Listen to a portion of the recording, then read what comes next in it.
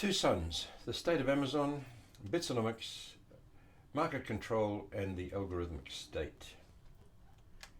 Why do people vote? What do they need? The book Bitsonomics by Brian Dumaine has got me thinking about such questions. People might vote for better quality of life, and Amazon, the company founded by Bezos, might now be supplying that, according to what people like with a capital L, I suppose. Amazon offers options to prefer across their lives. Another book I'd read earlier, The Warehouse by Rob Hart, had started me off on the Bezos trail, so to speak. I now want to look at what kind of entity Amazon is. Is it an entity that now has a force, a scale, an ethic and a set of borders that speaks of a state-like situation where people rely and trust in Amazon to fulfill their needs? Speaking of starting, a lifetime ago I did a doctorate on the situation of Māori in New Zealand in the 19th century. Based on that thesis, I wrote an article for the Journal of the Polynesian Society in 1983 on the emergence of an early state situation in Māori society in the 19th century. Amazon in 2020 seems in another time and space, but here goes.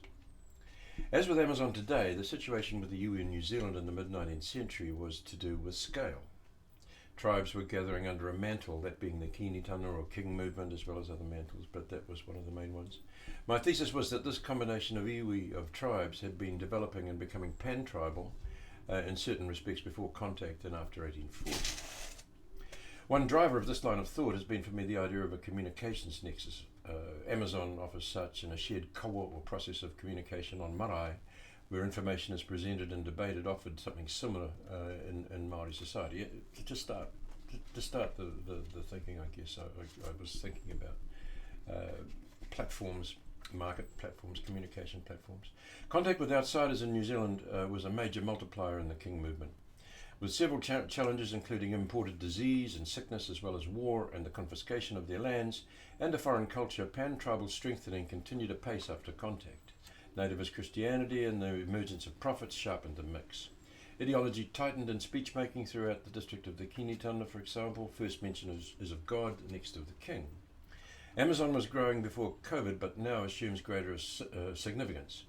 COVID has acted as a multiplier for Amazon, with the home becoming the working as well as the living space for many, providing delivery to the door quickly, as well as Alexa, the voice of the robot friend, cloud services and other things that have become competitive for the person at home.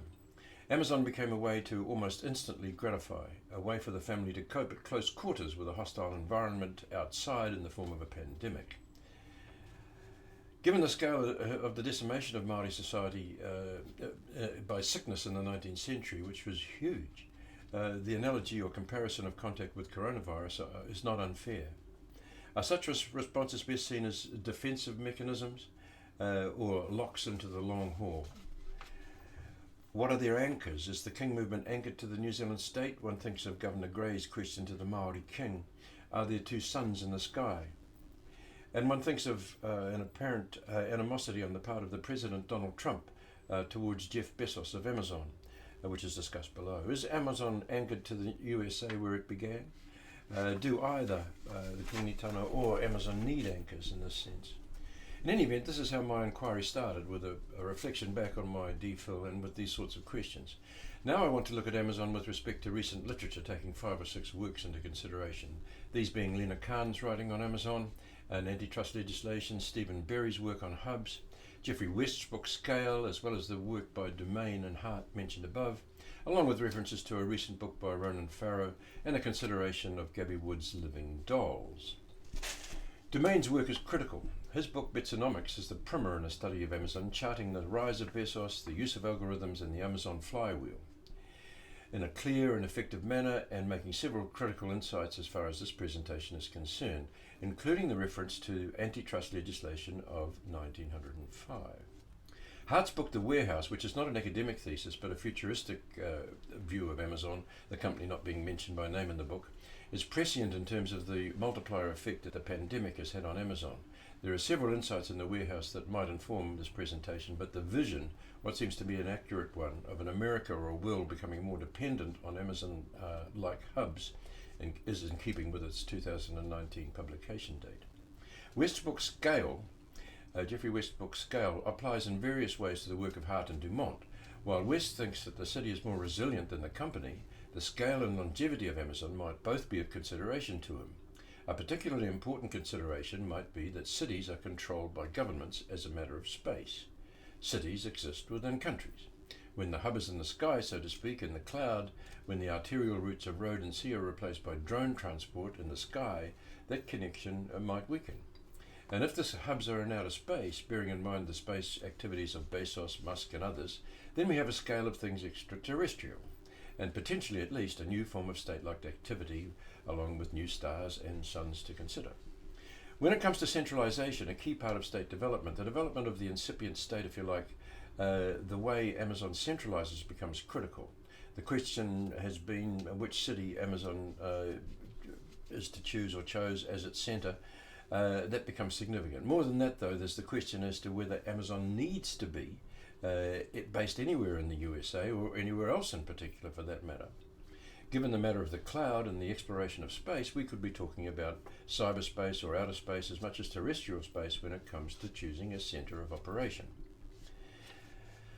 Kahn's Yale Law School Journal article about Amazon and antitrust legislation in the USA is important with its reference to the Chicago School and the emphasis on the consumer, making Amazon hard to reach by people wanting to break it up. I note Dumain's attention to the emphasis that Bezos has on customer satisfaction, this being the key driver of the Amazon flywheel. As the New York Times says of Kahn, her argument went against a consensus in antitrust circles that dates back to the 1970s. The moment when regulation was redefined to focus on consumer welfare, which is to say price. Since Amazon is renowned for its cut rate deals, it would seem safe from federal interventions. Kahn disagreed. Over 93 heavily footnoted pages, she presented the case that the company should not get a pass on anti-competitive behavior just because it makes customers happy. Once robust monopoly laws have been marginalized. Ms. Kahn wrote, and consequently Amazon is amassing structural power that lets it exert increasing control over many parts of the economy. Amazon has so much data on so many customers, it is so willing to forego profits, it is so aggressive and has so many advantages from its shipping and warehouse infrastructure that it exerts an influence much broader than its market share. It resembles the all-powerful railroads of the progressive era. Ms. Kahn wrote, the thousands of retailers and independent businesses that must ride Amazon's rails to reach market are increasingly dependent on their biggest competitor. Okay, that's from the New York Times of September the 7th, 2018. A very, very nice piece. And thinking about the difficulty government advocates in the USA have in taming or tempering Amazon, I turn to some literature on eccentric millionaires in power in the United States. Ronan Farrow's Catch or Kill as a starter. In the Epstein case, Jeffrey Epstein operated from an island in the Caribbean, flying in and out of the USA with illicit cargo in an unregulated fashion. Money talks across the law in this situation. Epstein kept operations in New Mexico and in other parts of the USA, while situated for some of the time at least in an offshore base. Again, we come perhaps to the question as to whether Amazon needs the United States as a base. Why not an island state as a centre for Amazon? Why not, say, Nauru, a state where the natural resource might be running out and there's a need for an economic benefactor of some kind? This might take us into the waters of development studies, to the example of, say, United Fruit in Latin America, but it might equally take the argument to a case for a small, well-run place friendly to Amazon along the lines that the antitrust legislation in the USA allowed a developmental space for Amazon. Now, without overdoing the idea of development, what could Amazon offer such a small state? Could Amazon and the King movement meet up through a Māori-speaking intermediary such as the Cook Islands? Can the US state be subsumed by Amazon? Can Amazon be subsumed by the US state? Is Amazon an incipient state within the US? Moving to the side and away from Amazon, we can see in the Epstein saga certain tendencies. The private island, the airport in the USA where records are not kept for entry and exit of planes owned by rich people, Epstein's idea of populating the world with his offspring, or whatever that was, raises thoughts about dynasty and the retreat from democracy into a kin-based operation. And speaking about kin-based operations in the American context, we can see in the Trump dynasty the significance of kin in the modern Republican Party. At the 2020 convention, there was a Trump at every key point, with Donald himself being on every night for the 3-day event. Noting that Bezos is not the late Epstein and is not Trump, and they all have distinct identities, one important point here, going back especially to Domain, is the intention to serve in the Amazon culture. This is not leadership by fiat, not leadership by committee or by kin. It is leadership by ascription of power to the client. The intention is to outserve any competition. The economic history of Amazon, with its apparent disdain for the profit line and the attention to market dominance through service, needs to be treated by an economist, Domain having done an initial description of some note, as has Khan from a legal point of view. The flywheel works essentially by faster, more reliable service, getting better and providing better value for money, better algorithms all the time. The way the flywheel works is part of its attraction to the public, and why the level of interest in as well as trust is high. We might call this an incipient market state, except that Amazon offers a comfort zone of immediate service through Alexa and other things. These are considered below, as well as a place to buy and sell. A market state, like the mercantile states of old, like Venice in days of yore, or like Hong Kong in the loose reach of Great Britain prior to the reconnection to China, or like nothing so far seen before, like the situation described in Hart's The Warehouse, a lure into itself, with its hubs comprising opportunities and borders. Or we might call it an algorithmic state, given the use of artificial intelligence, robotics and algorithms throughout Amazon's operation, or operations. Algorithms determine price, they determine competition, they determine borders, and the sense of what players are to come to market, what to be kept out, as well as how well Amazon's own products might fare in the market, all done in terms of speed and reliability of service. And algorithms determine comfort and trust, as Alexa meets the needs of clients from the most basic to the most abstruse. This seems more like leadership from below, from around, than from above. And here might be the key difference, the way, say, Bezos and Trump differ utterly in style, and the new thing that Bezos, or rather the algorithms used by him, bring, of the people and for the people, all the time and faster than anybody else, with as good or better product. New forms of state emerge from or break out of older forms. What kind of a host state for the likes of Amazon is the USA? Is it a centralized Jacobin style of state, or a loose, more freewheeling type of an outfit? Do we have crazed contradictions here?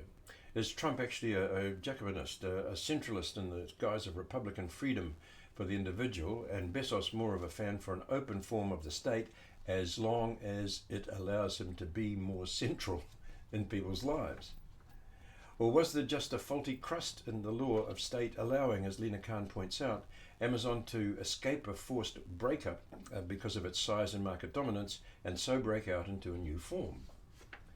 The Bezos-Trump rift, the Trump-Bezos rift, which seems to entail Trump knocking Bezos when he can over, say, Bezos' ownership of the Washington Post, and critically over contracts to offer cloud services to the Pentagon, means or could mean that Amazon is now operating in a hostile environment in the USA, an environment that is potentially in the way of the capacity to serve the consumer.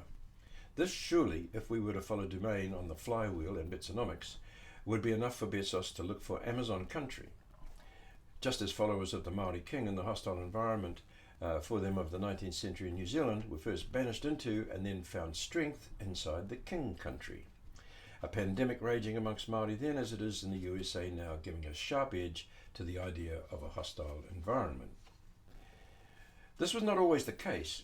Lina Khan in her Yale Law Review article is suggesting, I think, that through the legislation regarding big entities and the influence of the Chicago School on it, the USA has offered a benign environment for the growth of Amazon, and not a hostile one, at least pre-Trump. This could be said to be the first multiplier for Amazon, the inadvertent growth of an entity initially on the back of, but ultimately from Khan's perspective at least, at the expense of consumer satisfaction of price. The implication, at least from Khan's writing, is that if the flywheel knocks out competition for Amazon's own products, then ultimately there will be a false market and an untidy relation between price and value. Bezos lucked into the crazed contradiction of a nation-state, the USA, that wanted best prices for the consumer regardless of the scale of the supplier. He maxed that scale in ways not envisaged and created a market beyond other markets that might emerge. He took his algorithms to town and came to own the market square. The second multiplier is the pandemic. COVID-19 has meant that the world starts and ends for many at home, and service to the home is Amazon's brief at which it excels and which it is trusted in which it is trusted in an intimate way as part of the family. To consider Alexa, I would point to a book called Living Dolls by Gabby Wood, who details the history of elementary robotics in forms acceptable and endearable to humans. These range from Bo Kanson's Duck to modern Japanese robots. Alexa offers soft comfort, accuracy in our clumsiest moments, and the voice of a doll living in extremely close proximity to us. What now, given these multipliers, and what new multipliers might we see? In terms of fulfillment of satisfaction, Amazon is first port of call for books, goods, services, and conveniences of all kinds. And here we go back to immediacy, to wish fulfillment in the moment. Amazon is almost in the moment, same day, same moment, same moment delivery. All this with the voice of Alexa, the robotic tool to hand, the extension. Alexa could be the next multiplier, the first of a robot family to be with the human family and to potentially become as essential as the bra or the car. Does Alexa open the door to a complementary robot world, complementary to our basic needs? And could this visceral, this immediate voice response be the harbinger of an altogether different type of multiplier, one at least as powerful as the others? Would this go with the rating of ourselves by AI set out in, say, Black Mirror 1 of Season 2, and discussed by Jean Tirole? Regarding the literature that I've read on hubs, especially really just a skim over Berry et al. On airline hubs, I will not evaluate those papers except to note that there is a quality literature here on hubs and to point it out, or point to it. One of the Berry articles offering an excellent reading list, one of those articles cited below. The different use of hubs by tourist and business travellers may in some respects be interesting here, and I leave that for a later discussion, which might open up to a reconsideration or to a consideration of a typology of hubs and their uses. In one of his articles, Berry cites a number of works on entry. I want to take the idea of entry without a strict application to Berry or his references and think about entry points to a border, to a port, to a market. Kahn's work argues, I think, Lena Kahn's work, that the Amazon project sets up borders that restrict entry points to the Amazon hub. This is, of course, not the same as an airport hub as discussed by Berry et al., but perhaps not utterly dissimilar. In the case of airports, these are tangible, found in the terrestrial world. Amazon is operating its market in cyberspace. Amazon offers different kinds of hub, information hubs through the cloud and entertainment hubs, as well as distribution hubs. Below I talk about intensification and multiplication, and I ask here whether the study of hubs is critical now, especially to consider how Amazon controls as well as offers its hubs.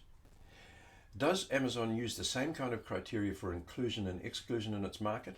This question gets us into whether Amazon is a predator that welcomes stall holders into its market and then proceeds to copy and then exclude them.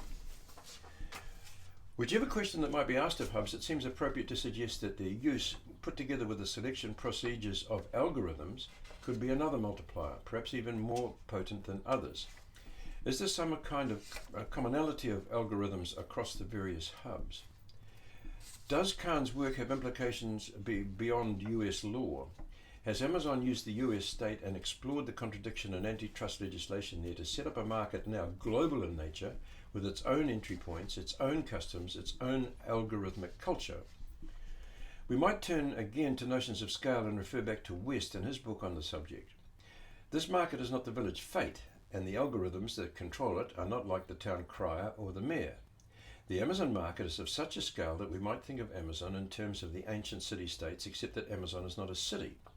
It is a hub or set of hubs radically unlike, but finding perhaps its antecedents in Venice in its day, London as a financial centre prior to exit from the EU, or New York in its heyday, only bigger. Amazon is a Silk Road in the sky, going to places that Marco Polo never explored. The Washington Post is a kind of information hub, and the ownership of it by Bezos might set him in something like the frame described by Hart in The Warehouse. Hart talks about the Bezos figure becoming the president in the context of information control, both to the public at large and to the inhabitants of the distribution hubs. But again, Bezos is in service, giving the client what he wants, information, let's call it news, faster and more effectively. But there is no need, apparently, for him to offer himself as a messiah, as someone to lead followers out of a promised land. Once the client is trapped in a certain service mode, then another form of service is to be found. The flywheel simply changes gear. In regard to hubbing in the 19th century in New Zealand, for Māori, Kawhia, a coastal port on New Zealand's west coast, was a shipping hub. But the drawing of a confiscation line in the 1860s and the retreat of the King movement south of Kawhia into the King country meant that the King movement really worked as a ritual and conceptual hub, as a belief system until the opening up of the King country in the 1880s. The King movement served its followers in terms of identity. It offered hubs of metaphor and hope. A future discussion of the typology of hubs might explore how various kinds of hubs are related. Sometimes this is clear, but in the case of Bitsonomics, the relationship between distribution hubs, information hubs, and the use of algorithms across them seems cloudy, as though Bezos is simply being opportunistic when it comes to food, say, or outer space, or beginning, of course, with the supply of books, which is where it all started. Is there an ideology, a sense of identity in all this? Should there be? Need there be? Another way to look at this is to take the basic subject involved, the client or the citizen, and ask whether they're being served. The ethic at Amazon, the concentration on the client that Domain notes, is central to all that Bezos does, and is similar, or at least comparable, to the attention given to the citizen in a well-functioning state. This attention, it might be argued, fulfills a basic need, and Bezos has taken this need and amplified it to be visceral, immediate, and wish-fulfilling. Dependence, though, is another thing again. Okay, so some concluding thoughts. Amazon exists to satisfy as much as possible of the needs of the client, those needs and wants in their totality, better than anybody else. After Amazon, what do people want and need? This goes with the question, how are we to describe Amazon? Is it a tech company? Is it a totalizing entity? Is Amazon simply best described as a market? If so, is it of a scale and significance to compare it to a small or not so small state, with ports of entry controlled at its borders? If it is more than a market, what do its features have in common? Algorithms. Amazon's scale is such that several of the assertions in Geoffrey West's book Scale need revision in my view. And I would call for a comparison by economic historians of the East India Company in Britain, of the railroad cartels in the US government, and Amazon in the US government, Amazon in the world. There may be a new kid in town, though. In regard to the question whether Amazon depends on the US government, I would suggest that we are now past the potential blocker of the corporate breakup, notwithstanding Khan's objections.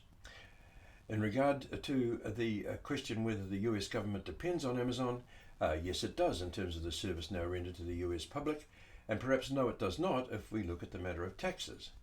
An economist will no doubt figure out the answer to the latter question, and I leave it hanging. And there might be a need to have a good look at the word resilient. What is Amazon resilient to? To government? To the market it controls?